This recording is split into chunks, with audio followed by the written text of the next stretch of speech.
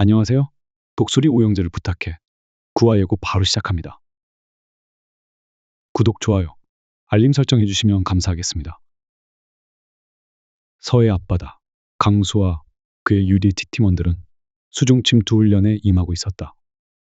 바다 위는 평화로워 보였지만 그 속은 거친 물살로 가득했다.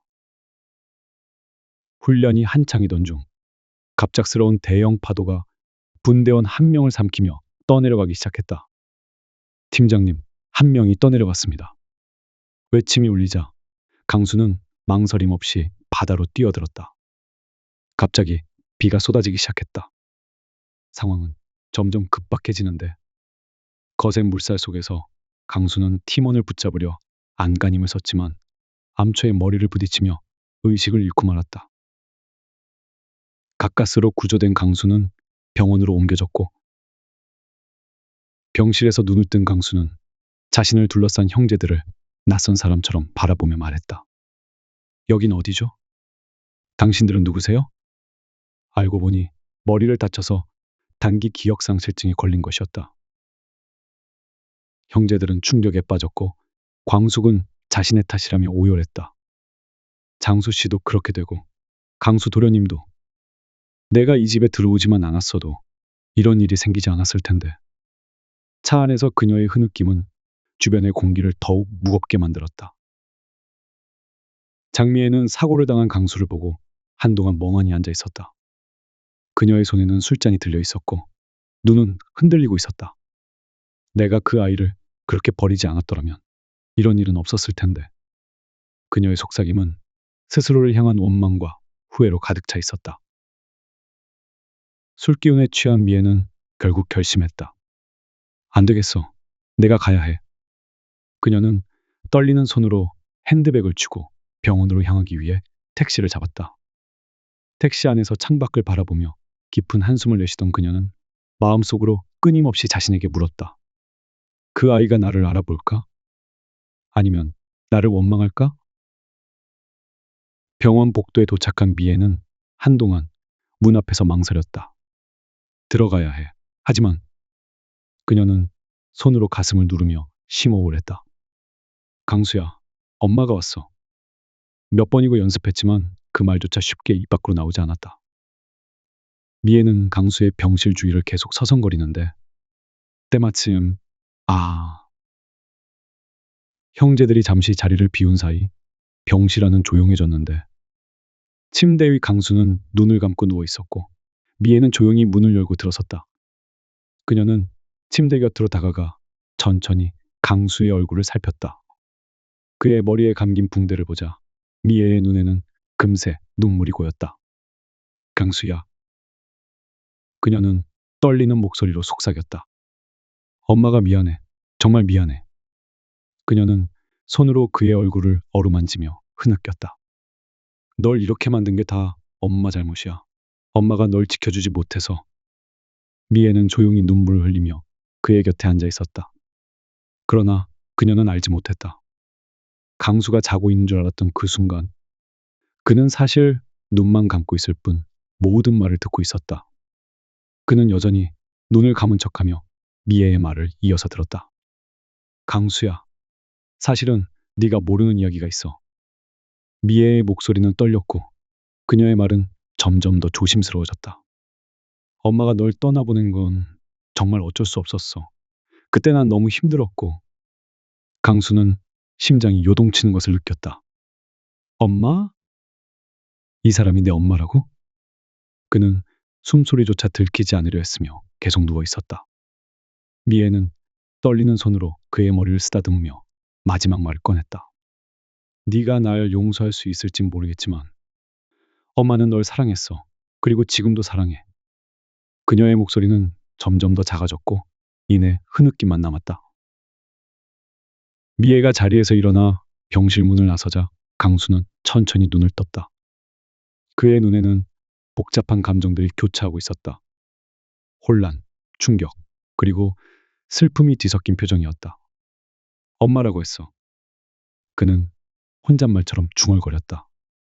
그 사람이 내 친엄마라고? 말도 안 돼. 내 친엄마는 죽은 줄로만 알았는데. 강수는 침대 위에서 천장을 바라보며 깊은 숨을 내쉬었다. 그의 머릿속에는 수많은 질문들이 떠올랐다. 왜 이제 와서? 왜 이때까지 나를 찾지 않은 거야? 엄마. 강수는 혼란스러움과 동시에 가슴속에는 엄마의 따스함이 그리웠는데, 한편 옥부는 김 원장이 운영하는 피아노 학원을 멀리서 바라보며 굳은 결심을 내린다. 더 이상은 안 되겠어. 저 여우구를 소탕해야겠어. 그녀는 부동산 사장을 대동해 학원으로 향한다. 학원의 문을 열고 들어선 옥부는 자신만만한 표정으로 김 원장을 마주한다. 제가 이 건물 사려고요. 흥수와 김 원장은 놀라는데, 며칠 뒤 건물 주인과 계약을 마친 옥분. 다시 피아노 학원에 방문하고, 그리고 김 원장한테 선언하는데, 여기서 나가세요. 이 건물은 이제 제 겁니다. 갑작스러운 말에 김 원장은 당황하며 물었다. 뭐라고요?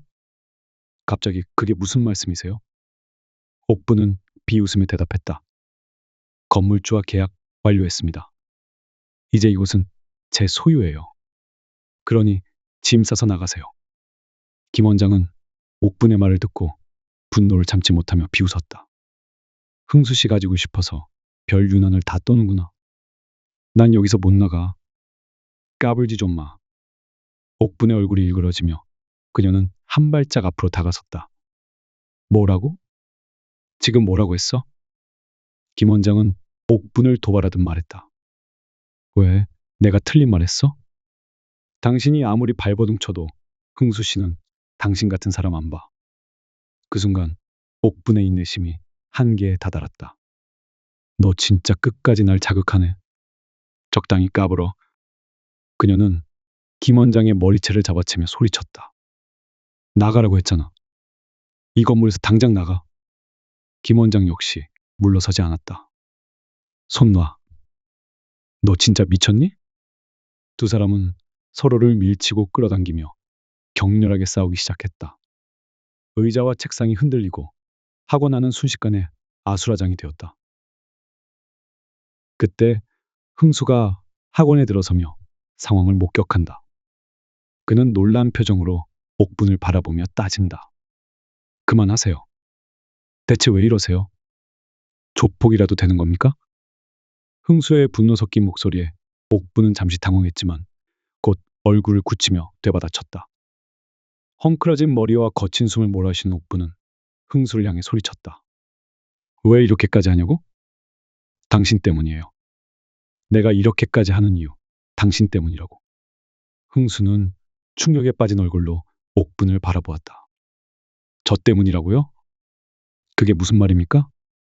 옥분은 눈물을 글썽이며 외쳤다. 당신이 그 여자랑 엮이는 꼴 더 이상 못 보겠다고. 그래서 내가 이 건물을 산 거야. 당신 뺏기기 싫어서. 저 여우 같은 기집애한테 당신 뺏기기 싫다고요.